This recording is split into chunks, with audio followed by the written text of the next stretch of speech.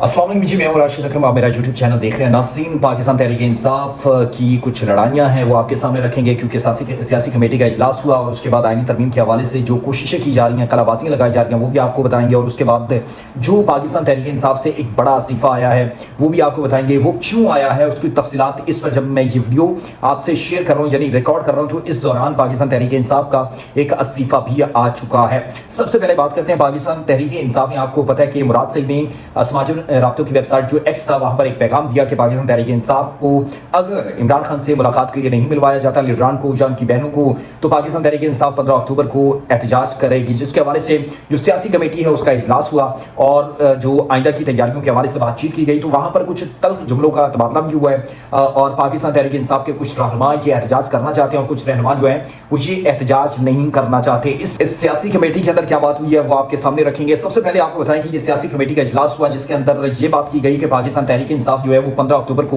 भरपूर तरीके से एहतजाज करेगी। पंजाब, केपी, सिंध और दीगर जितने भी इलाके हैं, सूबे हैं, वहां की ज़लई तंजीमें हैं या दीगर वर्कर्स हैं या उनके ISF के जो नौजवान हैं, उनको उन्होंने भरपूर ये कॉल दी कि पाकिस्तान तहरीक इंसाफ 15 अक्टूबर को एहतजाज करने जा रही है। लेकिन वहां पर कुछ पाकिस्तान तहरीक इंसाफ के रहनुमा तहफ़्फ़ुज़ात का इज़हार कर रहे हैं कि पाकिस्तान को इस मौके पर, यानी कि जब SCO हो रही है, इस मौके पर पाकिस्तान को एहतजाज नहीं करना चाहिए। उनके पास बजट भी नहीं है और वज़ीर आला KP हो या बैरिस्टर गौहर और दीगर जो रहनुमा हैं, उन्होंने कहा कि पाकिस्तान तहरीक इंसाफ अभी इस पोजीशन में नहीं है कि वो एहतजाज करें, क्योंकि ऑलरेडी जब ये जो कुछ हो चुका है 8 और 9 अक्टूबर को पाकिस्तान तहरीक इंसाफ के कारकुनान मायूस भी हैं और उनके पास फंड्स भी नहीं है। देखिए कि पाकिस्तान तहरीक इंसाफ जाहिर सी बात है जब एहतजाज करती है तो उनके फंड्स का इस्तेमाल किया जाता है। यानी कि आप लाहौर की बात करें, जब आए KP जो इस्लामाबाद पहले आए और दोबारा फिर अभी 8 और 9 को आए, तो जाहिर सी बात है वहां पर खर्चे जो है वो होते हैं, सरकारी मशीनरी का इस्तेमाल किया जाता है। तो उमर अयूब ने कहा कि पाकिस्तान तहरीक इंसाफ के बाद फिलहाल कोई इस तरह के अखराजात करने के लिए पैसे नहीं है।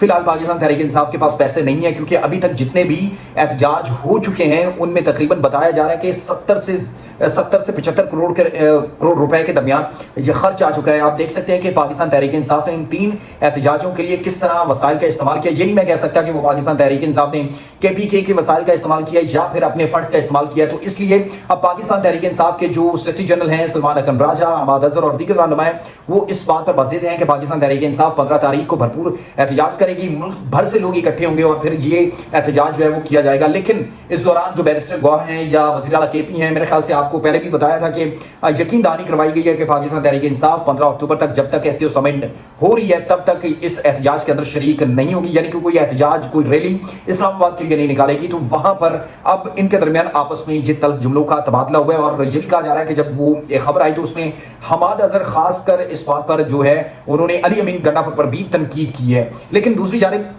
हुकूमत ने भी कमर कस ली है। आप देखें कि वज़ीर दिफा जो ख्वाजा आसिफ हैं, उन्होंने कहा कि अगर पाकिस्तान तहरीक इंसाफ इस्लामाबाद की तरफ मार्च करती है, एहतजाज करने की कोशिश करती है, लश्कर कशी करती है, तो भरपूर ताकत का इस्तेमाल किया जाएगा। उनको इस्लामाबाद के आसपास भी भटकने की इजाजत नहीं देंगे। ये इंतशार फैलाने की कोशिश करते हैं। ये समिट को, ये पाकिस्तान का, हम इस समिट के जरिए पाकिस्तान का एक सॉफ्ट पॉजिटिव इमेज जो है वो दुनिया के सामने रखना चाहते हैं। लेकिन बदकिस्मती से पाकिस्तान तहरीक इंसाफ इस बात पर बज़िद है कि वो एहतजाज करेगी, इसको नाकाम करने की भरपूर कोशिश करेगी। लेकिन दूसरी जानिब हुकूमत भी मुकम्मल तौर पर तैयार है, तुम आकर दिखाओ तो फिर हम तुम्हें देख लेते हैं, मुकम्मल ठुकाई करेंगे। ये वाज़ेह तौर पर वज़ीर दिफा जो ख्वाजा आसिफ हैं उन्होंने पैगाम दिया है पाकिस्तान तहरीक इंसाफ को। तो इसलिए कुछ पाकिस्तान तहरीक इंसाफ में भी शदीद तनकीद जो है वो एक दूसरे पर की जा रही है क्योंकि कुछ रहनुमाओं का यही मुतालबा है कि इमरान खान से तक रसाई जो है वो करवा दी जाए ताकि हम जो है वो आवाम को, वोटर्स को, सपोर्टर को ये बता सके कि इमरान खान जो है, बानी पीटीआई जो है वो किस हालत में है। तो इसलिए अब इनके दरमियान आपस में लड़ाई जो है वो शुरू हो चुकी है। शाह फरमान ने जो साबिक गवर्नर रह चुके हैं और उन्होंने इस्तीफा दे दिया है और उन्होंने इस्तीफा, जब ये मैंने पहले भी बताया कि वीडियो रिकॉर्ड किया है, इसी दौरान कुछ ही लम्हे पहले उन्होंने अपना इस्तीफा दिया। उन्होंने कहा कि वो सियासी कमेटी के मेंबर हैं, वहां पर वो काम करेंगे और KP हुकूमत की जितनी भी कारकर्दगी है उसको नोट करेंगे और वो बानी पीटीआई के सामने रखेंगे। तो वो पहले भी इस हवाले से मॉनिटरी पर जब बानी पीटीआई थे उन्होंने शाह फरमान को उन्होंने लगाया था और उन्होंने कहा था कि जो KP हुकूमत है वो किस तरह काम कर रही है। इस हवाले से तमाम जो तजावीज़ है, तमाम रिपोर्ट्स है वो हम मुझ तक पहुंचाएंगे। तो इसलिए अब शाह फरमान ने कहा है कि वो इस पर जो अच्छा महसूस नहीं कर रहे कि अगर वो हुकूमत का हिस्सा बनेंगे तो वो मुकम्मल तौर पर इमरान खान को इस हवाले से अपडेट नहीं रख सकेंगे। इसलिए वो अपने इस्तीफा देते हैं और वो अली अमीन गंडापुर जो है उनका शुक्रिया भी अदा करते हैं। दूसरी जानिब आखिर में जो हुकूमत है उसकी दौड़ें जो है वो तेज हो चुकी हैं।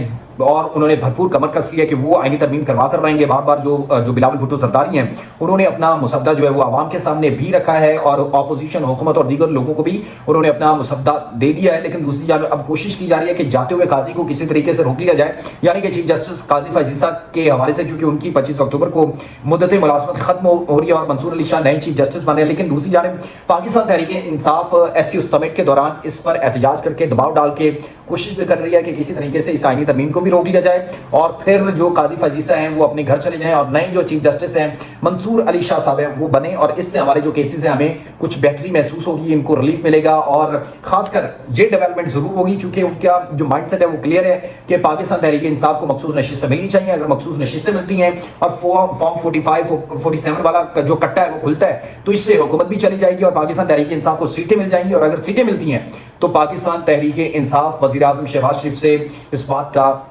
کہیں گے کہ وہ اعتماد کا ووٹ لیں, اور ظاہر سی بات ہے وہ ووٹ نہیں لے سکیں گے اور اس طرح ان کی حکومت جو ہے وہ چلی جائے گی. تو اس لیے اب بار بار کوشش کی جا رہی ہے کہ آئینی ترمیم جو ہے اس پر ایک دوسرے سے میل ملاقاتیں, ذیلی کمیٹیز اور دیگر جو معاملات ہیں وہ شروع کر دیے گئے تاکہ جلدی سے جلدی اس آئینی ترمیم کو مکمل کر لیا جائے. اور آخر میں بات کریں گے کہ دیکھیں جی قاضی فیض عیسیٰ صاحب جو ہیں وہ ہمیشہ بات کرتے ہیں کہ وہ آئین و قانون کے دائرے میں رہ کر آئین و قانون کی بات کرتے ہیں, اور وہ لوگ جو جمہوریت اور اظہار رائے کی بات کرتے ہیں ان کے لیے بڑی تشویشناک بات ہے. چیف جسٹس آف پاکستان وہ اتنے بڑے منصب پر موجود ہیں اور وہ ہمیشہ بار بار اس بات کا اظہار کرتے ہیں کہ وہ آئین و قانون کے مطابق چلیں گے. تو دیکھیں کہ ان کے ہوتے ہوئے صحافیوں کو اغوا کیا جا رہا ہے, جن میں جو آغا سرور شیخ ہے وہ ہیں, اس کے علاوہ انتظار پنجوتا صاحب جو وکیل ہیں جو عمران خان کو اسسٹ بھی کرتے تھے, تو ان کو بھی اغوا کیا گیا. تو میرے خیال سے بدقسمتی ہے جس طرح پاکستان تحریک انصاف کے کارکنان پر جو کیسز بنائے جاتے ہیں, ان کے گھروں پر چھاپے مارے جاتے ہیں, توڑ پھوڑ کی جاتی ہے, ان کے کاروبار بند کیے جاتے ہیں. تو میرے خیال سے